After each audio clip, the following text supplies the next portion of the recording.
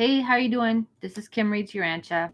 Awesome. Awesome to see you. Okay, so we're going to read from the Urantia book first. We're going to read from Light the Flame by Andrew Harvey. Okay, so last day of September, September 30th. This reading is from Baha'u'llah.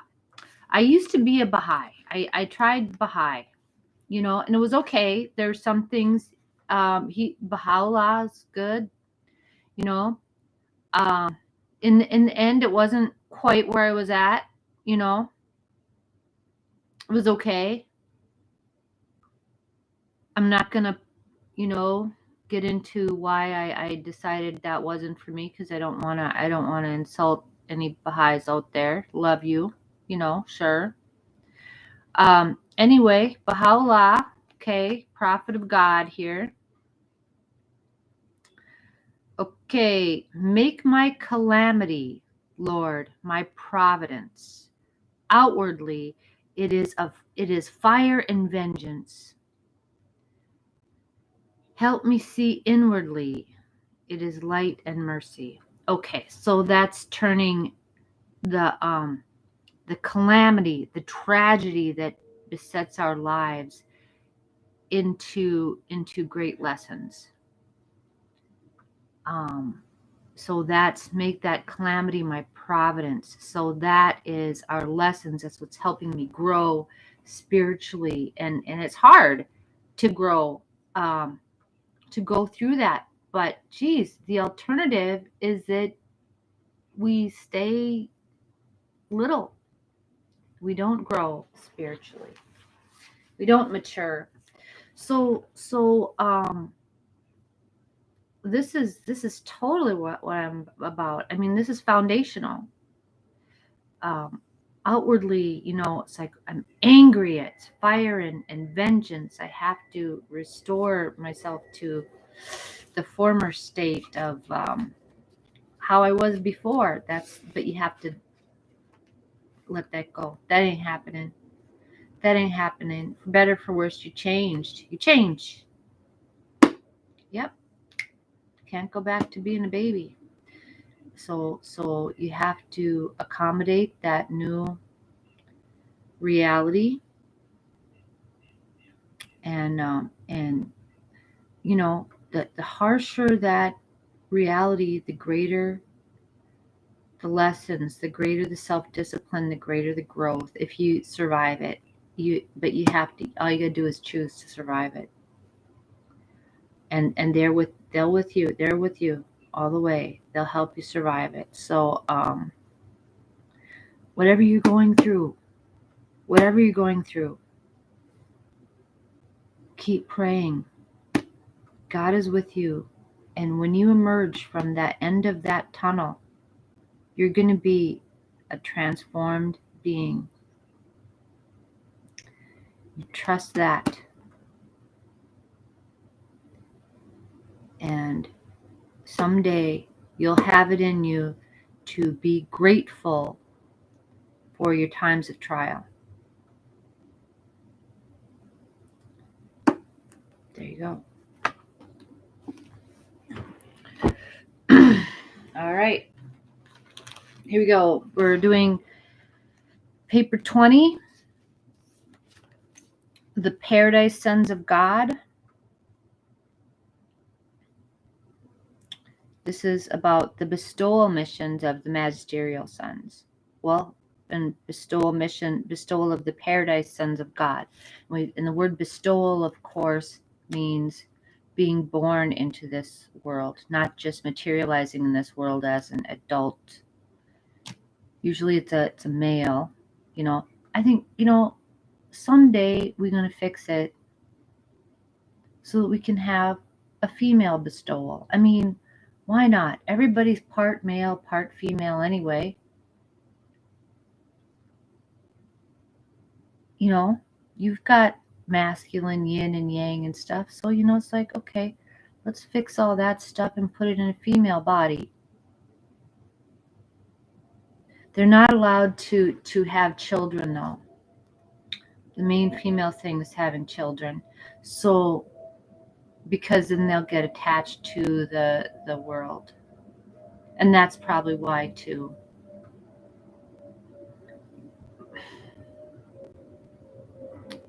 But I was just thinking, wouldn't it be like so awesome if like there could be a female bestowal, like a bestowal of the paradise daughter of God, and then she could like hook up with the bestowal son of God, and then they could have babies. But you know what? That's Adam and Eve. That's the material sons of God. That's what they do. That's God already thought of that, and that's why we have Adam and Eve type people coming. All right. God, I'm so dumb. All right, okay. Bestowal of the paradise sons of God. Okay, the eternal Son is the eternal Word of God. The eternal Son is the perfect expression of the first absolute and infinite thought of his eternal Father. When a personal duplication or divine extension of this original Son starts on a bestowal mission of mortal incarnation, it becomes literally true that the divine Word is made flesh, and that the Word thus dwells among the lowly beings of animal origin. So, this Word of God, the eternal Son, is made flesh.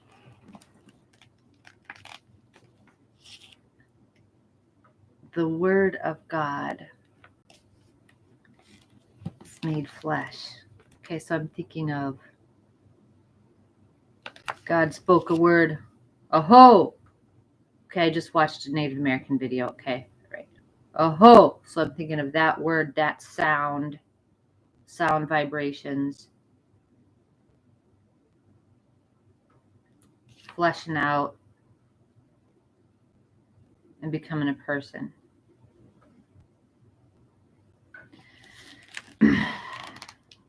Okay. On Urantia, there is a widespread belief that the purpose of a son's bestowal is, in some manner, to influence the attitude of the Universal Father. So, like, Jesus is here to kind of be our lawyer and advocate for us to the Father. But your enlightenment should indicate that this is not true. The bestowals of the Avonal and the Michael sons are a necessary part of the experiential process designed to make these sons safe and sympathetic magistrates and rulers of the peoples and planets of time and space. It's so that they can understand us. The career of sevenfold bestowal is the supreme goal of all paradise creator sons. Okay, so all paradise that's creator sons. Okay, so that's the Michaels. And all magisterial sons are motivated by this same spirit of service, which so abundantly characterizes the primary creator sons and the eternal Son of paradise. Some order of paradise son must be bestowed upon each mortal inhabited world in order to make it possible for thought adjusters to indwell the minds of all normal human beings on that sphere. For the thought adjusters do not come to all bona fide human beings until the Spirit of truth has been poured out upon all flesh.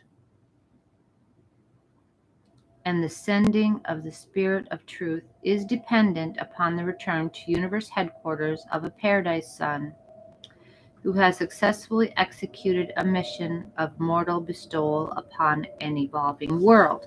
Okay, so that brings to mind the question of, okay, what about those people who lived and died before Jesus? Okay, they might have been a good person, but they might not have had a thought adjuster. So kind of the Spirit of Truth kind of opens the door for those thought adjusters to come. I think they come to a few like really good people.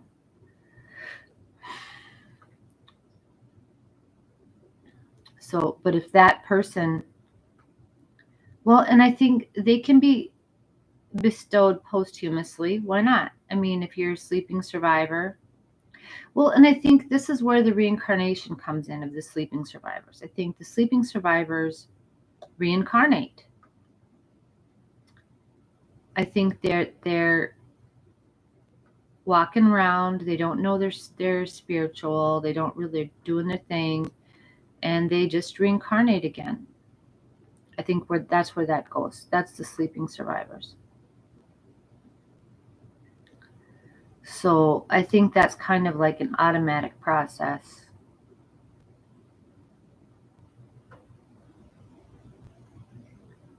Okay. Of course, I don't really know. I'm just conjecturing. I love to conjecture, guys. It's okay, but I know when I'm doing it, see? I'm not going to pass my conjectures for ultimate truth or even just, I wonder if this, okay. Okay, during the course of the long history of an inhabited planet, many dispensational adjudications will take place, and more than one magisterial mission may occur. But ordinarily, only once will a bestowal sun serve on the sphere. Oh, ordinarily. So it's possible, well, all things are possible that we could get another bestowal sun. Ordinarily, only one bestowal sun. It is only required that each inhabited world have one bestowal sun come to live the full mortal life from birth to death. Sooner or later, regardless of spiritual status, every mortal inhabited world is destined to become host to a magisterial sun on a bestowal mission, except the one planet in each local universe whereupon a creator sun elects to make his mortal bestowal. So that's us. So we may not get a magisterial sun.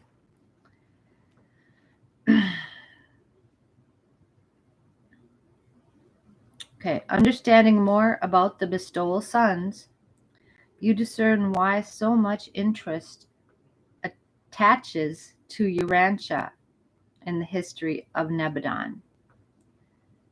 Your small and insignificant planet is of local universe concern simply because it is the mortal home world of Jesus of Nazareth. It was the scene of the final and triumphant bestowal of your Creator Son, the arena in which Michael won the supreme personal sovereignty in the universe of Nebadon. Yep.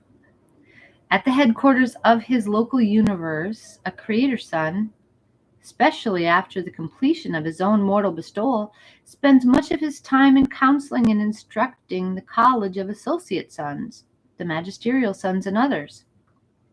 In love and devotion, with tender mercy and affectionate consideration, these magisterial sons bestow themselves upon the worlds of space. And in no way are these planetary services inferior to the mortal bestowals of the Michaels. So it's basically the same thing. They do pretty much the same thing as Jesus did here. Okay. It is true that your Creator Son selected for the realm of his final adventure in creature experience one which had unusual misfortunes.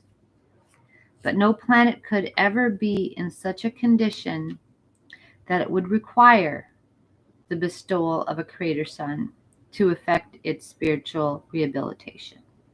Okay, so that's why he came here, but it's like we would have been okay if there was just a magisterial son here. It would have filled the bill.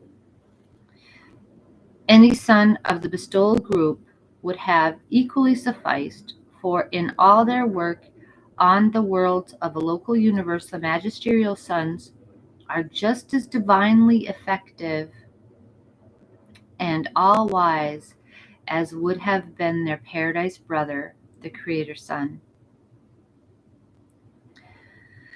Though the possibility of disaster always attends these paradise sons during their bestowal incarnations, I have yet to see the record of the failure or default of either a magisterial or a creator son on a mission of bestowal. Both are of origin too close to absolute perfection to fail. They indeed assume the risk, really become like the mortal creatures of flesh and blood, and thereby gain the unique creature experience. But within the range of my observation, they always succeed. They never fail to achieve the goal of the bestowal mission. The story of their bestowal and planetary service throughout Nebadon constitutes the most noble and fascinating chapter in the history of your local universe. Quite awesome. Quite awesome. Okay, next time we'll read some more about that.